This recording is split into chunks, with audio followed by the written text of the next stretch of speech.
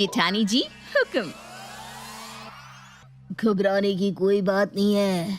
अगर तुम्हारे घर में कोई भी भूत प्रेत या आत्मा हुई तो अगली सुबह जब तुम इसे काटोगे तो इसमें से रस की जगह खून की बूंदें निकलेगी।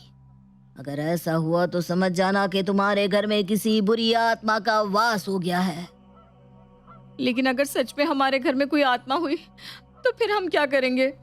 भाभी मुझे तो बहुत डर लग रहा है। आप ऐसा करो, आज रात ये नींबू लेकर आप घर चली जाओ। मैं अपनी सहेली के यहाँ रुक जाती हूँ। अरे मैं अकेले क्यों जाऊंगी भला?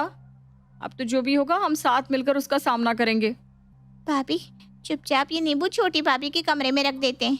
आप देखना सुबह तक पक्का ये नींबू लाल हो जाएगा। आधी रात के बाद लीना और टीना दबे पांव छोटी बहू सिद्धि के कमरे में पहुंचते हैं और दरवाजे के नीचे से धीरे से उस नींबू को अंदर की ओर लुढ़का देते हैं। चल तू जलाल, तू आई बला को टाल तू। हे भगवान हमारी रक्षा करना। अगले दिन सुबह, ये लो चाकू और ये नींबू काटो। लीना चाकू लेकर जैसे ही नींबू को बीच से काटती है, नींबू का रंग बिल्कुल लाल दिखाई देता है। लीना नींबू को दूर फेंक देती है। तभी उन्हें किसी के हंसने की डरावनी आवाज सुनाई देती है और कमरे की लाइट बंद हो जाती है। ये क्या हो रहा है? कमरे की लाइट अपने आप बंद कैसे हो गई? अरे नालायक, डर क्यों रही है? इतनी जल्दी अपनी सास को भूल गई क्या? क्या सास? तेरी सास। इतना कहते ही कमरे की लाइट ऑन हो जाती है और उन्हें अपने सामने सिद्धि खड़ी हुई दिखाई देती है। सिद्धि के बाल बिखरे हुए थे, आंखों का काजल फैला हुआ था और उसका चेहरा बहुत ही भयानक नजर आ रहा था। सिद्धि को देखकर लीना और टीना के मुंह से चीख निकल जाती है। छोटी भाभी ये क्या हाल बना रखा है आपने? और ये कैसी भयानक आवाज निकाल रही हैं आप? ये कोई समय है मजाक करने का? चुप कर नालायक, अपनी माँ को नहीं पहचाना तूने? माफी मांग, नहीं तो अभी तेरी अकल ठिकाने लगाती हूँ। माँ ये सच में तुम ही हो क्या? और नहीं तो क्या। उम्र बढ़ गई लेकिन अकल तेरे अंदर आज भी ढेले भर की नहीं आई। रहेगी तू गधेड़ी की गधेड़ी ही। मैंने कहा माफी मांग। मुझे माफ कर दो माँ, मुझसे गलती हो गई। ऐसा नहीं, पैर पकड़ कर मांग माफी। मुझे माफ कर दो माँ, मुझसे गलती हो गई। लेकिन मुझे कुछ मत करना, मुझे जाने दो। इतना कहकर लीना वहां से भागने लगती है। सिद्धि लीना का हाथ पकड़कर खींचती है। अरे गधेड़ी, जाती किधर है? इधर बैठ और मैं जो कहती हूँ ध्यान से सुन। माँ तुम बताओ ना क्या करना है। जैसा तुम कहोगी हम वैसा ही करेंगे। टीना बहू, सबसे पहले तू जाकर मेरे लिए बढ़िया खाना बना। बहुत दिन हो गए कुछ बढ़िया और स्वादिष्ट नहीं खाया। जी माँ जी, मैं अभी बनाती हूँ। आप जो कहेंगे मैं सब बनाऊंगी। लेकिन एक बात पूछनी थी माँ जी, मरने के बाद भी भूख लगती है क्या? तो भी चलना मेरे साथ, तुझे भी पता चल जाएगा मरने के बाद कैसा फील होता है। चलेगी ना? नहीं नहीं नहीं नहीं नहीं, मैं तो ऐसे ही पूछ रही थी। बनाती हूँ, अभी बनाती हूँ। आपकी पसंद का पूरी, सब्जी, खीर, कचौड़ी, जो जो आपको पसंद था सब बना कर ले आती हूँ। बस आप मुझसे ना नाराज मत हो ना, मुझे अभी ऊपर नहीं जाना है। देखो भाभी, सब कुछ ना एकदम बढ़िया बनाना। माँ को शिकायत का कोई मौका नहीं मिलना चाहिए। ऐ गधेड़ी, तू इधर बैठकर क्या भाषण दे रही है? जितनी देर में टीना खाना बनाएगी ना, तू पूरे घर की सफाई करेगी। चल लग जा काम पर। माँ आप इतने बड़े घर की सफाई मुझसे अकेले करवाओगी? कहे तो 2-3 आत्मा और बुला लूं। ऊपर से बहुत सारे लोग नीचे आने को तैयार बैठे हैं। माँ की बात सुनकर लीना वहां से भाग खड़ी होती है। कुछ देर बाद, अरे टीना भाभी, आप अकेले रसोई में क्यों खाना बना रही है? मैं बनाऊंगी ना खाना। आप जाइए अपने कमरे में जाकर आराम करिए। अरे नहीं नहीं नहीं, तुम दूर रहो मुझसे। तुम जाओ अपने कमरे में बैठो, मेरे पास खड़ी मत रहो। भाभी मुझसे कोई गलती हो गई है क्या? अरे नहीं मेरी माँ, गलती तो मुझसे हो गई। मैंने कहा ना तुम जाओ, जाकर अपने कमरे में बैठो। माँ जी नाराज हो गई ना तो मुझे प्रॉब्लम हो जाएगी। माँ जी कैसे नाराज हो सकती हैं? उन्हें तो मरे 2 साल हो चुके हैं ना। अरे यार, तुम्हें समझ में रहा है क्या? जाओ ना अपने कमरे में, मैं कर लूंगी काम, कहा ना। बड़ी अजीब बात है, रोज तो किसी भी काम में मदद करने के लिए तैयार नहीं होती थी और आज मुझे कोई काम करने नहीं दे रही है। अरे लीना दीदी, आप क्यों पूरे घर की सफाई कर रही हैं? हैं? लीना दीदी, इसका मतलब माँ चली गई क्या? माँ यहाँ कैसे आ सकती है? क्या कैसी बहकी बहकी बातें कर रही हैं? अभी टीना भाभी भी कुछ ऐसा ही बोल रही थी। बात क्या है, कोई मुझे भी तो बताओ।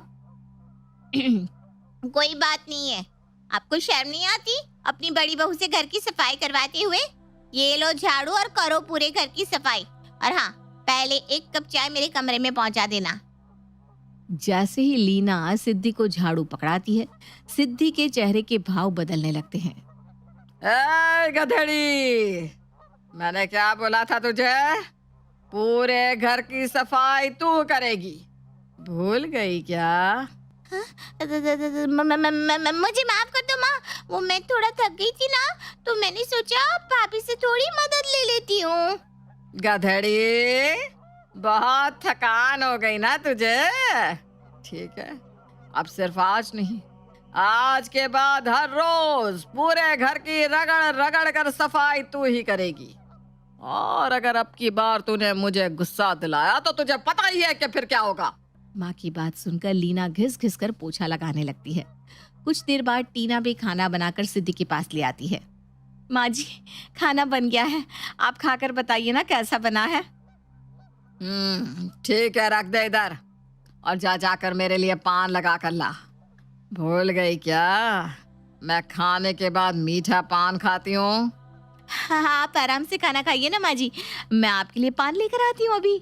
आपको खाना पसंद आया ना माँ जी? खाना बनाना भूल गई है तो बड़ी बहू, तेरे हाथ में अब पहले वाली बात नहीं रही। ला, पानी इधर दे। और हाँ, तुझे पता है ना, पैर दबाए बिना मुझे नींद नहीं आती, इसलिए 1 गिलास गर्म दूध के साथ थोड़ी देर में छोटी बहू के कमरे में आ जाना। ठीक है माँ जी। टीना के जाने के बाद ये हुई ना बात, मेरा तीर एकदम सही निशाने पर लगा है। इन दोनों लीना और टीना की जोड़ी ने मेरा जीना दुश्वार करके रखा था। मैंने भी दोनों की अकल ठिकाने ना लगा दी तो मेरा नाम भी सिद्धि नहीं। अब ये दोनों मिलकर घर का सारा काम करेगी और मैं अपने कमरे में आराम। बस इतना ही नहीं, काम के साथ साथ अपनी सेवा भी करवाऊंगी। कुछ दिन पहले, सिद्धि, देवर जी ने इस महीने भी घर खर्च नहीं भेजा। तुम्हारा पति पैसे तो भेजता नहीं, हर महीने शहर से चिट्ठी भेज देता है। हाँ, तंग है, पैसे अगले महीने भेजेगा।